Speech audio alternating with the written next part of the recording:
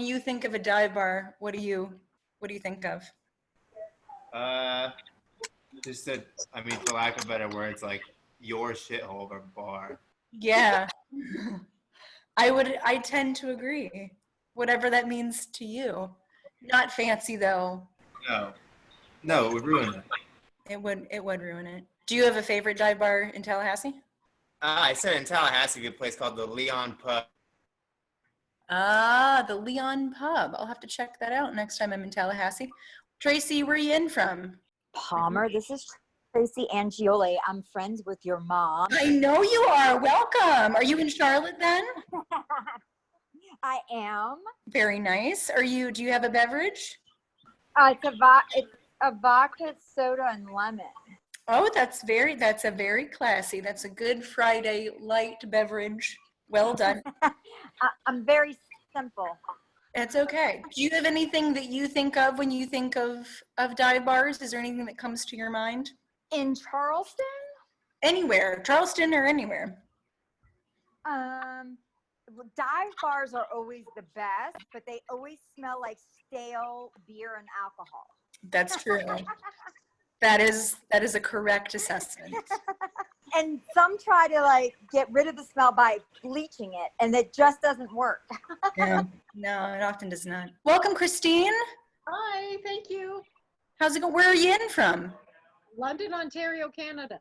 London, Ontario, Canada. Do you have a drink? Do you have a beverage? I do. I have some Crown Royal. Oh, very nice. Canadian, you know. It's Canadian. Do you have do you have a favorite dive bar in Ontario? I'm gonna say no. No, you don't. You don't have a favorite dive bar? I don't know if I've ever been in a dive bar. This will be an educational time for you then. Looking forward to it. Do you have anything, maybe you can't answer this question, but when you hear a dive bar, is there anything that you think of, anything that comes up? Probably a lot of locals. Okay. And probably a lot of fun. And I mean, I'm hoping not too seedy of a neighborhood, if I can say that. Yeah, okay, all right. These are good things. Okay, well, welcome to everybody. It is 6 o'clock. So I think we're going to get started. All right, kids, let's talk about dive bars, shall we? What's in a dive? I asked you guys, and please, as we're talking, if you guys want to enter stuff into the chat, we want to see you guys talk to each other. I might pop in and out. I'm going to be mostly doing this, but we love to see conversations happening in the chat. So feel free to chime in and type. And if you've been to any of these places that I talk about, if you have a story, if you have a fun fact about any of these bars, it sounds like maybe most of you guys, at least, my aunts and our friends have not. But if you have, please, drop that in the chat too. We want to hear from you guys. What's in a dive? What defines a dive bar? You might look around this particular picture. I like this one as a little indicator of kind of what people do tend to think of it as a dive. So if you look around, get my little pointer going here. There we go. You see things like worn stools, a little beat up. You see an odd assemblage of decor, some sports decor, weird stuff. This happens to be a grocery shopping cart up here. Some neon, this is a daytime shop, but neons, some bar games, a jukebox, and there is a pool table down under this light here. And then a beer sitting on the bar. So when we talk about dive bars, and I was just kind of researching what, the internet thinks a dive bar is, these are all kind of contributors. Low effort. If something is broken, it tends to stay broken. If something is dirty, it tends to stay dirty. Bathrooms. Cheap, you want a cheap beer, you want a domestic beer, you want a beer and a shot combo. And yeah, weird stuff that's kind of accumulated over the years in terms of decor. There's no look, there's no theme, there's no cohesive, sense of like a trend. It's just sort of what's built up, kind of haphazard. And that seems to be the dive. So keep those things in mind as we talk about these. I think you'll be able to spot all of them. We're gonna get started. I did this in a superlative fashion. So we're gonna start with best wallpaper, the Griffon. This is our farthest south bar, and these are all, by the way, on Peninsula Charleston. They're all downtown, and I want to show you guys a fun thing. So when I say best wallpaper, I'm going to show you exactly what I mean. Maybe you can see here what this bar is wallpapered in. It's dollar bills. it's lots and lots and lots of dollar bills. Patrons have been putting dollar bills up, stapling them to this wall for the 24 years they have been open. You might notice they've been doodled on, they've been drawn on. People like to kind of leave their mark, make it sort of personal. So 24 years of accumulated dollar bills, the Griffon. And this, I think, is a really distinctive little feature. We're going to see a lot of Pabst Blue Ribbon as we move around our bars today. I think every city, you know, for their dive bars, maybe sort of casual bars in general, has like a cheap beer that people tend to drink in that city, in that part of the country. For Charleston, it's definitely PBR. That's the cheap beer that we drink here.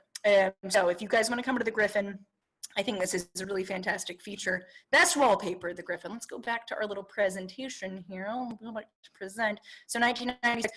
Also longevity. This is something I tend to see with dive bars too. I think because you're not sticking to a trend, because you're not sticking to any sort of particular, you know, fashion that has to be sort of, you know, adhered to, dive bars can last a really long time, particularly for Charleston.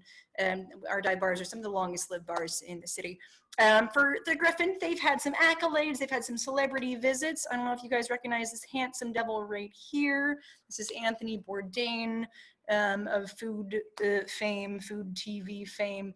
He visited us, he filmed his show Parts Unknown here in 2015. And he visited celebrity chef Sean Brock. Apologies to Sean Brock. This is the worst picture of him I have ever seen. Sean Brock worked at that time a couple of really nice restaurants that were almost right across the street from the Griffon. So he came to film and he took Anthony to his favorite bar. This is the owner of Griffon right here. A little bit earlier, 2014, I don't know if you guys know Danny McBride, if you've ever watched Eastbound and Down, Vice Principals, if you watch The Righteous Gemstones, he's filmed some of these shows right around here. He's popped into the Griffon here and there. And they've had some accolades from some pretty big publications. Bon Appetit, I don't have a date for this, but Bon Appetit, Charleston's greatest dive bar possibly ever for the Griffon. And then Southern Living, just recently, 2020, number 4, the South best dive bars, the Griffon. So well done, Griffon. They have had some COVID impacts in recent months. They started to pull their dollars down. Not all the dollars, I think about $12,000 for their furloughed employees. They pulled off the walls to pay those employees, give them a little bit of extra capital. And again, you can see they've been kind of drawn on. I think that's pretty cool. They're open again.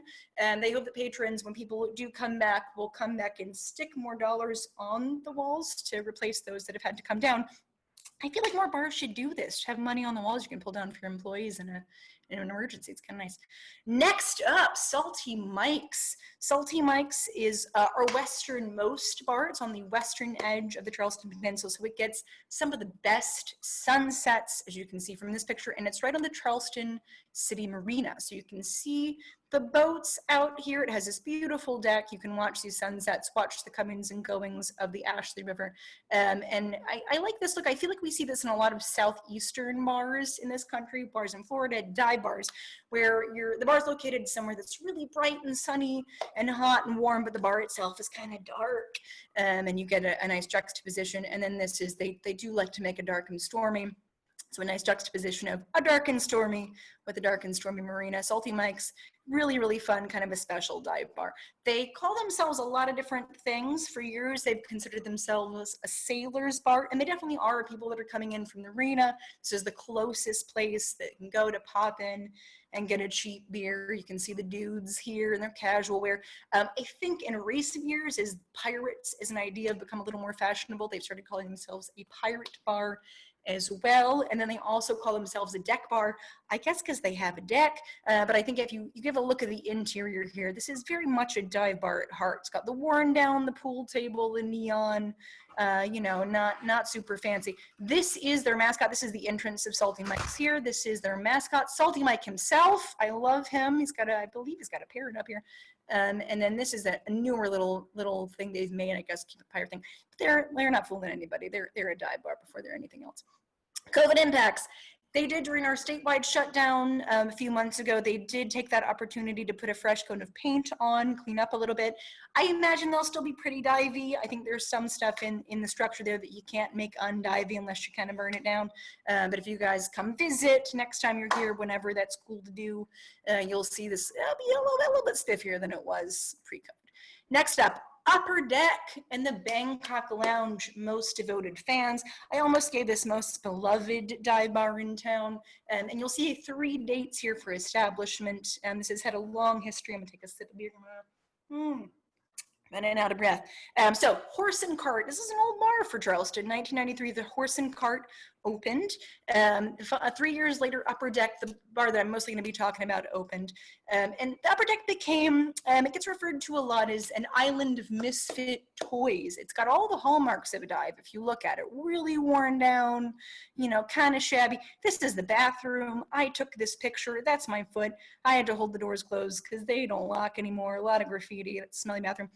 Really, really hidden. This picture is taken from inside the entrance, so you have to kind of go off King Street and walk down this slightly terrifying little alley. You really have to know where it is. Somebody has to show you. It's very well loved. Let me see if I can get out of here. I can give you guys a little bit of a look.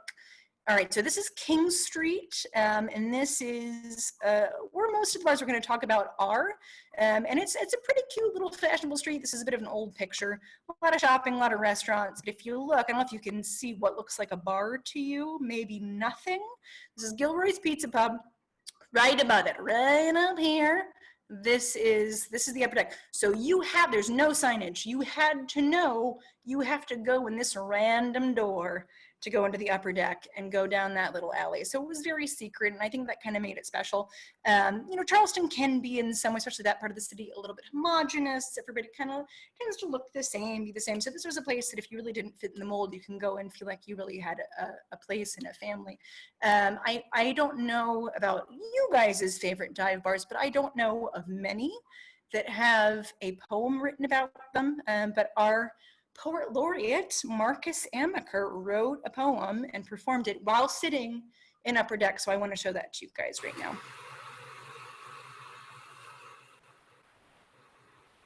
The Upper Deck Tavern, where the bathrooms are a vortex of funk, where abstract Sundays transform into trance-like karaoke nights, where hip grave diggers and painkillers merge to wipe off the dirt of dreary workdays, where bicyclists and beer overflow, where your eyes peel back the paint on walls if you stare at it too long. It's where an orange glow is a spotlight, your time to shine. It's where blurry conversations are tucked back in the narrow, unmarked hallway of your memory, the shadows of your mind. Nice.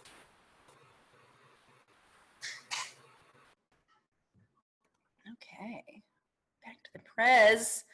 I don't know about you guys, but I think that's pretty cool. I don't know of many dive bars that have a beautiful poem written about them, and I'll link Marcus at the end here so you guys can check out more of his work if you would like.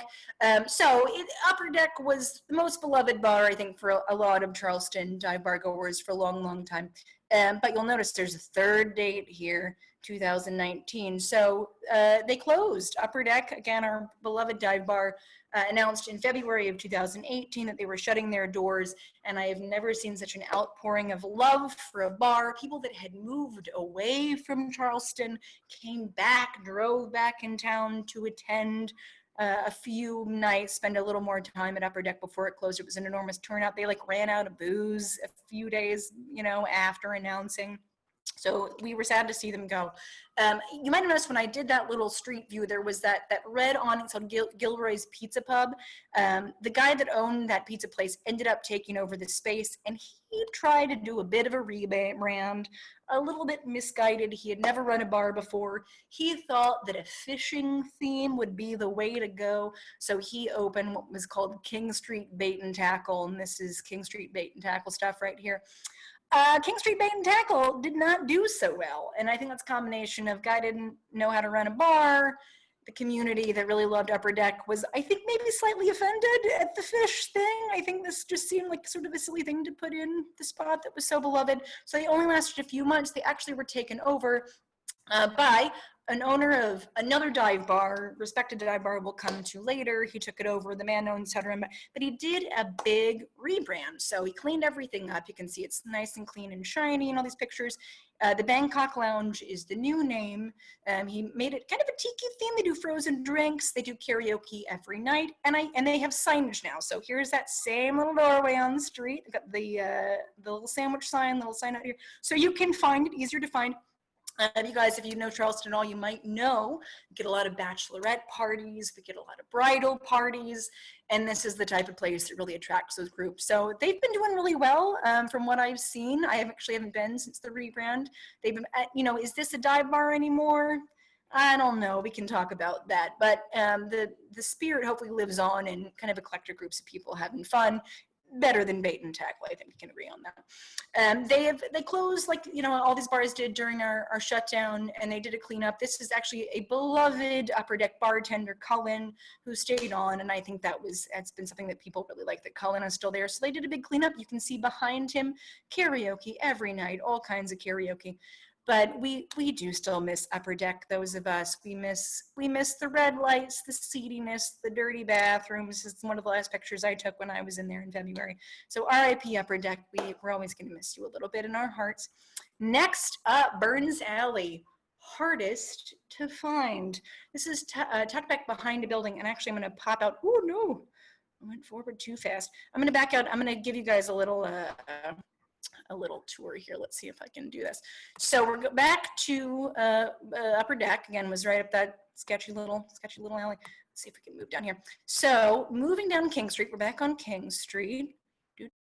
If you were going to go to Burns Alley, you would look for this street. This is called Burns Lane. And again, this is a major shopping, dining street. If you're a tourist and you visit Charleston, you always spend some kind of time on King, but you would have to know, you go down this weird little avenue, not that pretty, not that exciting, a dumpster, parking, doesn't seem like there's anything cool back here, why would I come back here?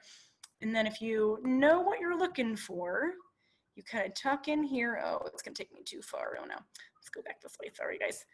If you know what you're looking for, you look back, and this little guy, shoot, sorry dudes, sorry everybody. We'll enhance. There we go.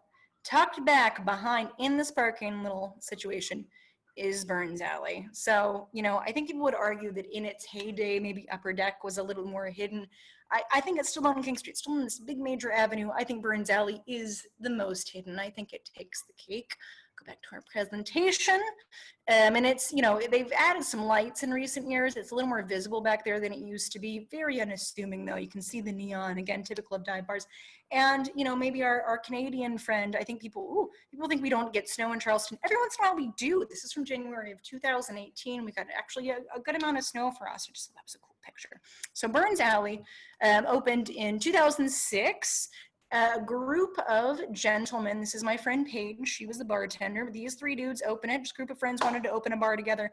When they opened it, it looked a little bit more like this. This is our first picture that we used, a little bit more like this picture at the top here.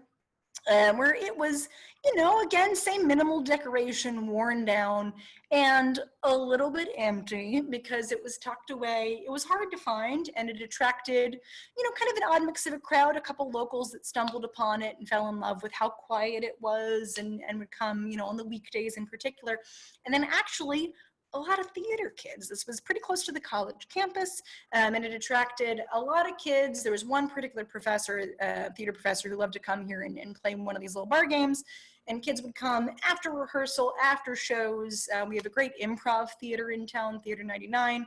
They would come hang out. So it was this really weird mix of random locals during the week and theater kids, but it, you know, it really felt like a safe space. Again, I was one of those theater kids, maybe you guys can tell. So of the bars we're gonna talk about, I've definitely clocked the most hours in Burns Alley. If you decided to come, and they did get a lot more traffic on the weekends, if you decided to come and you were not of drinking age, they had a really fun tradition where they would take your ID, they would staple it above the bar, and there it would stay. And that was just a way for Burns to deter folks from coming too often. Back here, they have this iconic little Burns Alley sign. It's still there. I'm in there, a group of my friends. So this was really my home bar, my neighborhood bar, particularly when I was in college and a little bit after Burns Alley. But times change. They always do. Our three dudes here, three owners and bartenders. They decided to sell in 2016. It went under new ownership. Oh, I didn't mention that. So when it was in its first iteration, those owners, the three friends that I mentioned, they didn't sell PBR. And I've said a couple times now, PBR is kind of the cheap beer that we drink in Charleston. They didn't sell it. It was never clear why. High Life was the cheap beer that you got there. And they had this sign up here, we don't have PBR. So when they changed ownership, all that went out the window. It started selling PBR. This is myself and our beautiful co-host, Charlie. We went in not too long after the ownership change. They said, yeah, we got Tall Boys PBR, so we took a picture underneath the sign. This is the sign today. They got Tall Boys, they got house shots, they got a big pap sign up there. And they've really done, in terms of a rebrand, you know, probably better for business, trying to get more people in. They do a lot of live music. They do a lot of karaoke. It definitely is much busier, I think, more consistently than it was when I was there. I haven't been, you know, I'm sure it wasn't good for the owners money-wise. I liked the quiet bar. I haven't been in a while, but I'm excited to go back once we can. Burns is still there. It's still tucked away, and it's still a fun spot if you want to check it out. Next up, AC's best pool. And I think if you've noticed, pool tables have been a pretty consistent thing in dive bars that we've seen most college-y. Of the bars we've been talking about, AC's has the biggest footprint. They have room for the most pool tables. They have 3 pool tables, you can see, constant feature. And they have room for groups of college kids. So if you're with your frat brothers, your girlfriends, big group of bros, this is a place that you can come. It's very near the college campus and get some cheap beers. They've got these big booths here. You can kind of fit everybody in. I might do another little, let's see if I can do no, never mind. I'm not going to do that. It's right on King Street. And King Street has gotten kind of fancier around AC's. This has stayed pretty seedy. So I think that if you walk by and you're a college kid, you set eyes on AC's and you're like, yeah, that's a place that I can still get a cheap beer. It's not a fancy boutique. I can pop in here. We see a lot of college kids. Their motto, AC's, is up all night. And if you don't know about our bar history, a little bit of information. Up until 2003, bars in Charleston could stay open until 4 a.m. Now, AC's was at a different location then. It was farther north on King Street, that street we were just on. Or pardon, it was farther south. They moved because of a fire. Most of their history, they were the place that people went at the end of the night, right? A lot of service industry people, a lot of food and bev people. You work a long shift, dinner shift. You get done, you want to have a beer, you go to AC's. It's open till 4, right? You can have a late night beer. In 2003, our laws changed. Our bars are only open until 2 o'clock now. They kept their motto. They decided, why change it? This is, we'll still be up all night in terms of how late bars can be open. So this is their owner here, still up all night. And if you happen to go into AC's, you just see the moon and the up all night, but it has a fun legacy in Charleston bar history, which time we actually used to stay open until 4 days gone by. A celeb sighting. I have one celeb sighting here. I don't know if anybody knows Doug Benson of Doug Loves Movies fame, Super Jaime. He's a comedian. He's a fun guy. He did a show at the American Theater across the street. I think this was 2010. I was excited. My friend Abby was like, let's go see if we can find Doug Benson. And she took a picture. So celeb sighting, Doug Benson, super cool at AC's. Next up, Cutty's best logo. Cutty's, and let's see if I can do a little Cutty's thing. Maybe I can move this. No. Let's see if I can do. Yes, here we are. Cutty's. So this is Bogart Street, a little farther south, or pardon me, north of where we've been. Cutty's is right here, so we can do a little enhance, little tiny dive. Ooh, sorry. You see the little Cutty's sign I'm trying to zoom in on. There we go. There's Cutty's. What's nice about Cutty's, it's right across the street from, I'll zoom back out, a super fantastic pizza place. This is D'Alessandro's Pizza right here. Some of my favorite pizza in town. So a nice benefit of Cutty's. You can go, you can get a great pizza. Cutty's is the smallest of the places. So we went from Rec Room, the largest, to Cutty's, the smallest. The owner, Sarah, loves cat. She's a big cat person. So she designed this adorable little logo for her little dive bar. It's, I guess a pirate hipster cat is what I would call it. This is a real tattoo. This guy actually got this tattoo. Amazing. And I believe the sticker was found in Ho Chi Minh City in Vietnam, which is pretty amazing. Got that far. I love their logo. I think it's adorable. Cutty's, you know, like any bar, any dive bar that we've been talking about, it's got the weird decor. It's a little bit beat up. It's got a pool table. It's got all the hallmarks, a little bit of neon here. They've got some fantastic bathroom graffiti. I love this. And what they're really known for is for Fernet and Jello shots. So if you guys don't know about Fernet, it is a liqueur. I believe it's a digestif. Charleston, we tend to shoot weird things. Grandma, what else do we shoot? Fireball. And Fernet has become a fashionable thing that people shoot. So I've heard, you know, through the grapevine that they sell the most Fernet of any bar in South Carolina. I haven't been able to validate that. It really wouldn't surprise me. But if you want to shoot some Fernet, like a true Charleston local hipster, this would be a great place to go. And Jello shots, this is Darcy. Darcy makes their Jello shot. She does different flavors all the time. Got strawberry, I think cucumber lime. Oh no, bug. Oh, I'm sorry. My kitty stepped on my mouse. I'm so sorry. So if you want a tiny little space, very intimate, very cozy, and you want to try out some local shot delights, Cutty's is the place to go. So sorry, my cat. Oh, and they do a particular kind of a drag show. Spooky drag, goth drag, whatever you want to call it. This is Sarah. Serotonin is a cult. She's a local drag artist that has a bit of a horror bent. They do a goth drag game show, and they watch slasher films. I think that we've seen drag bars become really, really popular. Drag bars and like drag brunches and drag shows become a little more mainstream in recent years with RuPaul's Drag Race. And I think this is a really fun, kind of a creepy take on it. So if you've not been to a goth drag show, you want to come check out Cutty's, please, I'd be happy to have you. COVID impacts. They have closed. I pulled these two off their Instagram, as you can see. They closed earlier on May 6th here. They decided to close. They got the mask, got sanitizer, and they did reopen briefly. And then this was only 3 days ago. They made a recent decision. We've had rising cases. You guys may or may not know. They've decided to close again. That's a hard choice for a bar, any restaurant, you know, food service place to make. A lot of respect to them. You know, I think they're trying to do the best by their staff. So I'll definitely be popping in once they're open again, once we're all going back out to bars again. So give them a shout if you guys happen to be in town in the future. We'll be excited to support them. I don't know how that went backward. Okay, last but not least, recovery room. And I do want to switch to a map for a second. Recovery room, most PBRs, most 12-ounce can PBRs sold in the world.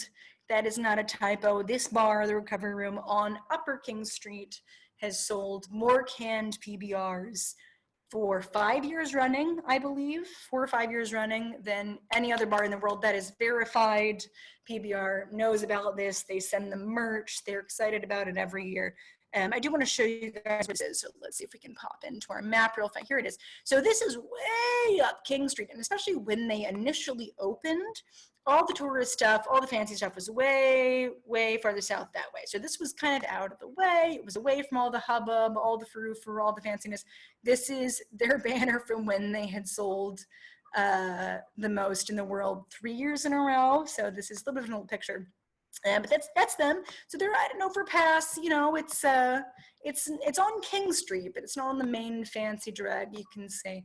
And we've seen King Street, you know, in more recent years kind of creep up this way. So there's more cute little restaurants and things. King Street's kind of gaining on recovery room a little bit. They're still there serving their PBRs. They were cold. They were satisfying. Again, this is a place that we see people from food and bev industry tend to go, service industry people that just want a quick cheap beer. And PBR did really well. It's kind of amazing. Actually, let's see if I have my numbers here. They have a capacity of only 100 people. This is not a giant bar, and they've been selling most recently 3,200 cans of PBR a week, which is bananas. I imagine that COVID is going to mess with those numbers, but it's still pretty impressive. I think it's a quote from Boston. Craft beer is great. We sell a lot of it. Fact is, sometimes you want to sit down and drink beer all day. Can't do that with craft beer. PBR is low ABV. It is easy to put a lot back and still feel pretty okay. And you guys know, a bar sells a lot of particular beer.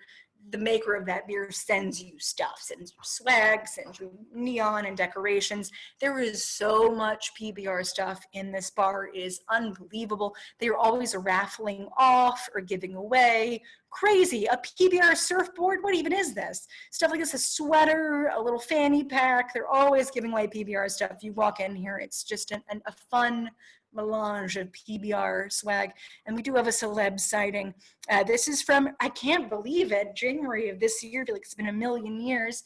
But January, Dave Chappelle came through. He did 2 shows at our North Charleston Coliseum. He did these with Michelle Wolf and with his DJ. This is DJ Trauma, who does his tours. And you guys might recognize this handsome fella right here. This is Bill Murray. If you don't know, Bill Murray lives in Charleston. He's part owner of our baseball team. And we do spot him around town here and there. I think he's been quarantining here, actually. So they didn't take a lot of pictures, but they took this awesome picture. These are all bartenders, mostly with them hanging out. And again, Boston, the owner here. So great celeb sighting of these folks. Fun night out. Really this year, time is crazy during COVID. Seems like it's been so long. Honorable mentions. We didn't have all the time in the world. I could do a full evening. I could do a thesis on Charleston bars if somebody paid me to do it, and we didn't have the time. So I wanted to mention 2 other bars that I really, really love. This is Local 616. This is Dwayne. Dwayne is a veteran dive bartender. He worked at that Upper Deck, that most beloved bar, for years. He wanted to open his own place, so he did.